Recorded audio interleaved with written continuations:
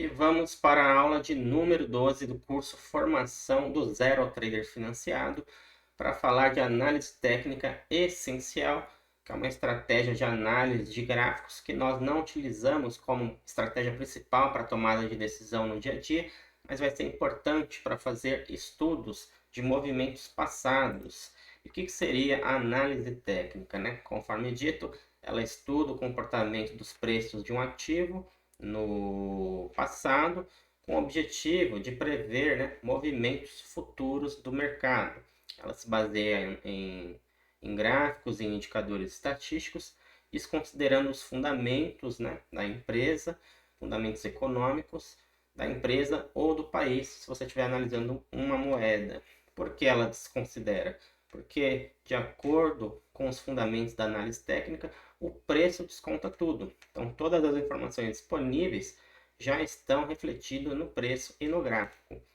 E, segundo ela, também o mercado se movimenta em tendências, identificar essa tendência é a chave para operar com mais precisão, e a história se repete. Padrões de comportamentos dos investidores tendem a se repetir ao longo do tempo. Então, temos aqui uma fotografia do movimento de preços na pandemia de Covid-19, lá em 2020. Primeiro houve, né, um movimento de pânico entre janeiro e março de 2020. Não se sabia quais seriam todas as consequências da Covid-19. O mercado se desfez de ações, levando o índice S&P 500 e outros do mundo a perderem aí mais de 1.000 pontos. Saiu ali de 3.300 para 2.200. Depois houve um entendimento do cenário, os governos começaram a estimular a economia reduzindo juros, distribuindo cheques. Lá nos Estados Unidos houve distribuição de cheques para a população de $1.000. Aqui no Brasil também houve estímulos parecidos. E assim como no mundo inteiro, para sair, né, dessa crise, e o mercado foi voltando aos poucos ali, já em abril teve uma boa correção, e ao longo do ano, né, até ultrapassou o topo onde começou todo o pânico.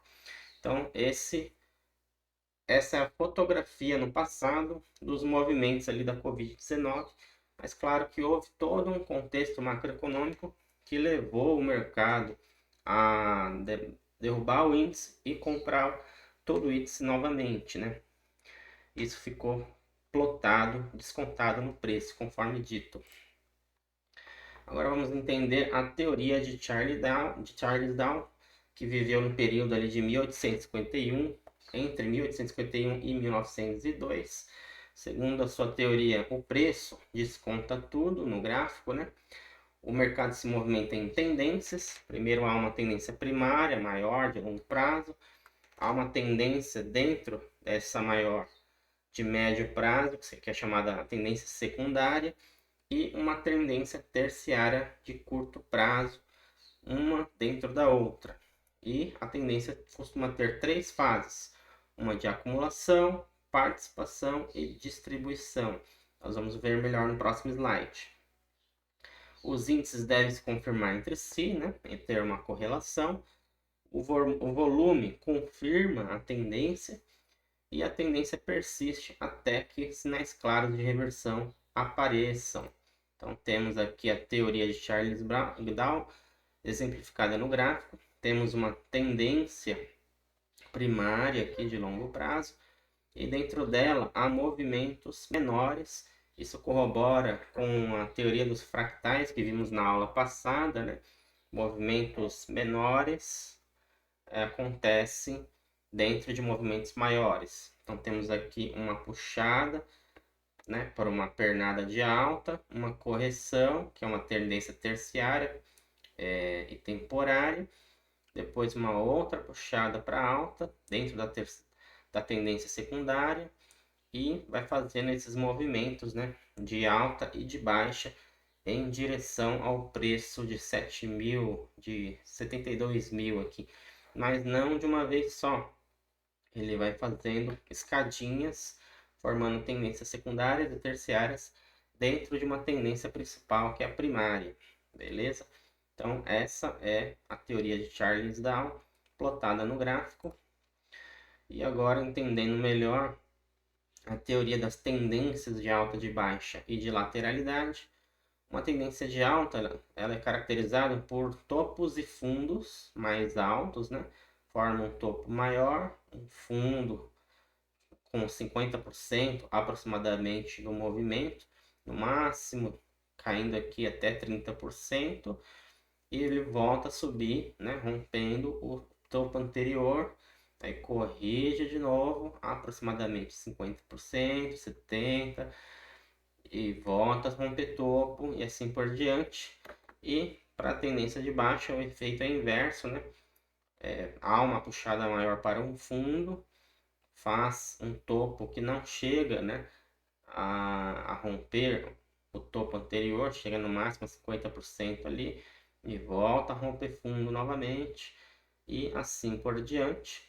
E a tendência lateral, que é uma das mais difíceis de operar, porque não se sabe aonde vai ser formado o fundo ou o topo, ele não chega a romper totalmente. Quando é linear assim é mais fácil, né? Forma um topo, não passa de um topo específico, né? Todas as batidas no topo são mais ou menos no mesmo preço, assim como no fundo. Mas o problema é quando o mercado se movimenta de uma forma tão irregular que ele forma um topo, aí forma um fundo, e o topo anterior não é rompido, chega em 50% aqui. Mas também o fundo anterior não é rompido, formando um movimento curto aqui, né? E agora, será que está numa tendência de baixa ou de alta? Chegou em 50% aproximadamente aqui para os dois. Aí ele vai tentar romper o topo anterior, ó, até chega a romper, caracteriza, né, a teoria ali de tendência de alta, mas não dá continuidade e forma um fundo, né, até ultrapassando o anterior. Aí você fala, agora está numa tendência de baixa.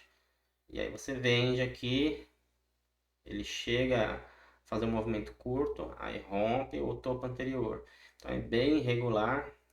Então é bom esperar o mercado formar uma esticada de preço que ultrapasse muito bem todos os topos para caracterizar a tendência. E agora o conceito de suportes e resistências, ele é bem simples, tem tudo a ver ali, né, com o conceito de topos e fundos. Quando o mercado para, né, numa região superior e volta a cair, aquele ponto se torna uma resistência, assim como também o fundo, quando tem um preço que é de interesse dos compradores e ele para e volta a subir, aquele ponto se torna suporte. Então o mercado tende a formar um range, né, entre suportes e resistências, e quando pega força, rompe e forma uma outra região de suportes e resistências.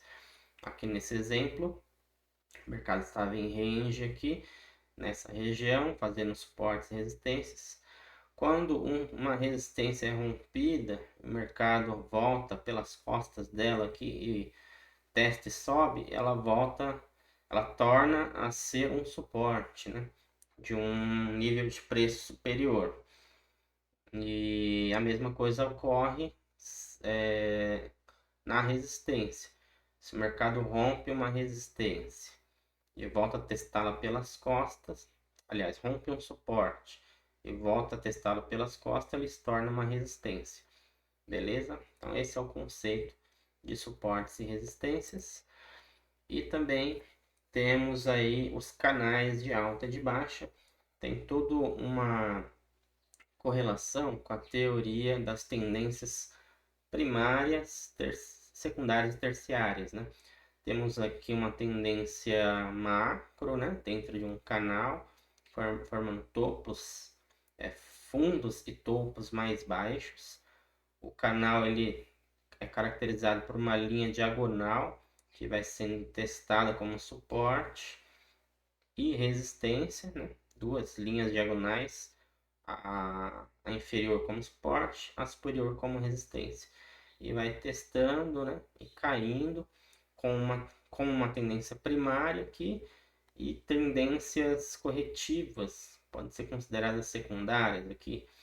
dentro do movimento, beleza? E a mesma coisa quando há uma tendência de alta na forma de canal, vai fazendo correções bem pontuais, mas vai subindo dentro de um canal diagonal aí, linha superior para cima resistência, linha inferior suporte. E agora vamos entender melhor os candlesticks, né? Que em português seria vela japonesa. É um tipo de gráfico que mostra o comportamento do preço de um ativo dentro de um período de tempo, né? Cada vela representa 4 informações principais. Primeiro, a abertura, que é o preço inicial. O segundo é o fechamento, que é o preço final. Então, vamos supor que o candle está sendo analisado dentro de um gráfico de 5 minutos. Começa um tempo de 5 minutos, ele abre, começa a contar o tempo. Quando acaba os 5 minutos, ele fecha com o preço, né, que está marcando ali e começa um novo candle. E as máximas e as mínimas são os maiores e menores preços que ele alcançou dentro do período. Então pode acontecer do candle se formar, abre, faz uma máxima bem alta, aí conforme ele volta, ele vai deixando um pavio, aí ele fecha, mostrando que apesar de ele ter fechado num nível de preço menor, houve um teste numa máxima maior, com o pavio representando isso. Então temos aqui o tempo gráfico de 5 minutos, que é um gráfico considerado intradiário. Nesse gráfico, cada candle representa a abertura e o fechamento de preços num intervalo de 5 minutos. Ele é um formato muito utilizado por traders, principalmente aqueles que têm um perfil scalper, né, que faz operações rápidas. Também há gráficos de 1 minuto, que mostra o movimento mais imediato ali dos preços. A cada 1 minuto uma barra é fechada. E há quem goste também dos gráficos de 15 minutos, que consolida melhor todo um período ali no intraday, mas o de 5 minutos é o mais utilizado, né? Intermediário entre esses dois, equilibrando ali a agilidade de ver o que está acontecendo no movimento e consolidação ali do contexto. O gráfico diário já demonstra maior consolidação, ideal para estudos de médio prazo. Cada barra representa a movimentação de preços de um dia. Aqui mostra-se uma tendência de alta bem característica, né? Um candle forte, diário, que levou os preços ali a outro patamar, 2 dias seguidos de alta. Aqui o pavio que eu comentei, né? O preço chegou, esse candle chegou a ficar verdinho até esse ponto, em determinado momento do dia, mas houve uma correção, uma venda, que fez com que ele fechasse mais embaixo aqui. E aqui dias mais neutros, né? Movimentações de preço que não deram uma tendência clara, dando uma consolidada aqui, depois mais uma puxada. Então esse é o gráfico diário mais consolidado, que tira um pouco o ruído, né, das movimentações de preço intraday. Por fim, o gráfico semanal, que esse sim tira totalmente o ruído. É bom para análise de longo prazo, de 3, 6 meses até um ano ou mais de movimentos de preço. Então, cada barra dessa representa uma semana de negociações. Deu para ver que houve uma tendência de alta bem forte aqui nesse índice S&P. Acredito que foi do S&P ou da Nasdaq que eu peguei esse gráfico. Agora vamos entender os padrões de candle e as figuras gráficas da análise técnica. A análise técnica, a ação do preço pode ser interpretada por meio de diferentes formas visuais que acabam surgindo no gráfico. Os padrões de candle representam uma formação de uma ou mais candles que revela o equilíbrio ou desequilíbrio entre os compradores e vendedores, que ajuda a antecipar se vai ter uma reversão ou uma confirmação de tendência. Então vamos ver os principais. O clássico martelo, né? Ele é considerado um padrão de candle de reversão altista. Ele aparece no fundo, né? Com um corpo pequeno e uma longa sombra. Isso quer dizer que os vendedores tentaram levar a um nível de preço menor e os compradores, né, compraram todo um movimento ali após a abertura, formando um pavio e um corpo com a cabeça pequena. Aí o próximo candle já começa um movimento de alta, caracterizando uma reversão. Geralmente na teoria de livro é isso que acontece. Tem um enforcado também, que é semelhante a um martelo, só que aparece no topo. Os compradores compram, né, todo o movimento ali. Aliás, os vendedores fazem uma venda que faz o candle ficar vermelho ali até a extremidade. Os compradores tentam segurar esse movimento de venda, fecha com um corpo pequeno ali, né, na parte superior, mostrando que os compradores já estão, né, com uma exaustão para levar o movimento. Aí a partir do próximo movimento, os vendedores vencem e levam o preço a uma reversão. Então é um candle de reversão baixista, desse enforcado, quando ele aparece. Outro candle semelhante, mas com o pavio para cima, é a estrela cadente. Os compradores tentaram levar a um nível de preço maior, aí os vendedores bateram no preço, formando um pavio e um corpo pequeno, e a partir do próximo candle começa uma movimentação de reversão baixista também. Os dojis, eles representam indecisão no mercado, né?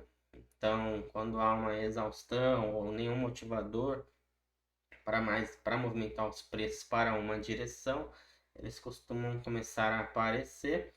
Então, tem vários dojis ali. É difícil de interpretar, né? Se a partir dele vai haver uma reversão ou só é um descanso do mercado para continuar uma tendência. Aí o contexto vai falar mais alto sobre os movimentos dos dojis. Os engolfos, né, também são padrões de reversão. O engolfo de alta costuma aparecer lá no fundo, após um candle de alta engolir o anterior, todo o corpo do anterior, e começar a formar barras de alta. E na reversão baixista também aparece um engolfo no topo, cobrindo todo o corpo do candle anterior, gerando outras barras de baixa. E as estrelas da manhã e da noite são dojis que aparecem ali no fundo ou no topo, seguido de uma movimentação baixista ou altista dos próximos candles, que caracteriza se é uma estrela da manhã ou não. Se continuar de lado, é simplesmente um doji, também é uma figura incerta ali de interpretar. Por isso que a análise técnica é complicada, você julgar ali uma certa figura como um padrão reconhecido e tentar operar conforme a literatura, mas pode ser simplesmente, né, um movimento de indecisão. Por isso que o contexto ajuda muito a não cair nessas armadilhas que acabam surgindo com a interpretação da análise técnica.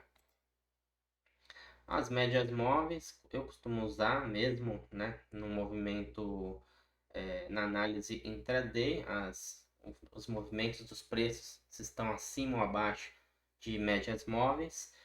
Costuma-se utilizar uma média rápida e uma lenta. Eu gosto muito de usar a de 20, né, como rápida e a de 50 como a lenta, porque quando elas cruzam, representam uma reversão de tendência e elas servem como um suporte maleável, né?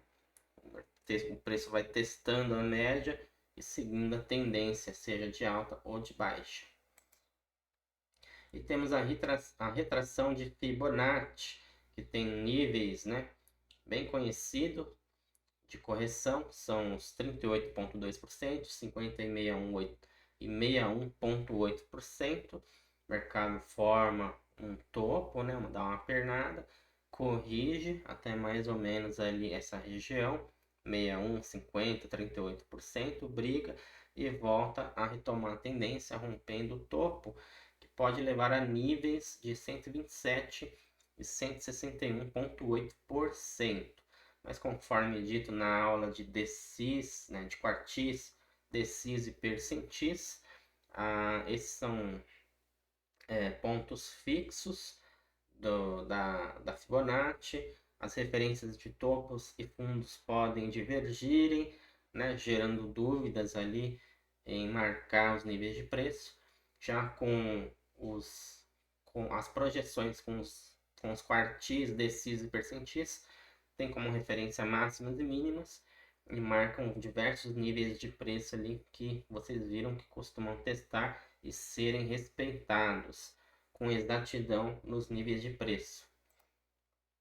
As bandas de Bollinger trabalham, né, mais ou menos a teoria ali de Gauss, com uma média móvel central, e bandas superiores e inferiores, com mais ou menos 2 desvios padrões.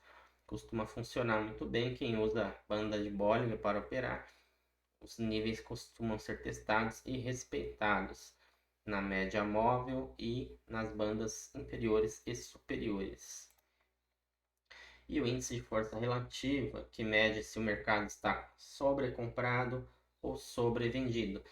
Preços muito acima de 70 indicam uma sobrecompra e preços muito abaixo de 30 indicam uma sobrevenda, mas muitos traders, né, acabam operando por esse indicador, considerando ele como principal, acaba atuando vendido numa região que pode demorar a corroborar com o indicador e passar calor ou tomar stop.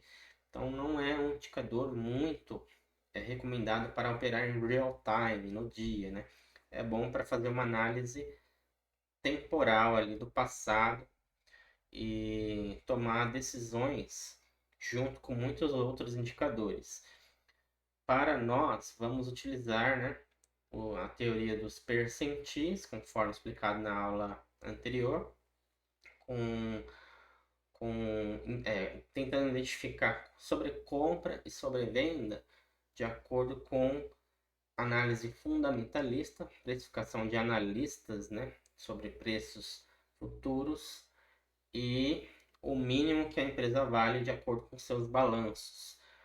Isso está explicado na aula de número 11. Concluindo essa aula, podemos afirmar, então, que a análise técnica ela é o retrovisor do mercado financeiro, porque ela mostra como os preços se comportaram no passado, né, plotado ali no gráfico, mas não é a técnica ideal para a tomada de decisões no intraday ou para movimentos futuros, né? O ideal é que você entenda o contexto macroeconômico, né, para decisões mais conscientes, entenda os principais indicadores que viemos estudando ao longo do curso, se o Banco Central americano vai adotar uma política monetária mais expansionista, estimulando a economia, ou se ele vai adotar uma política monetária mais contracionista para reduzir a inflação.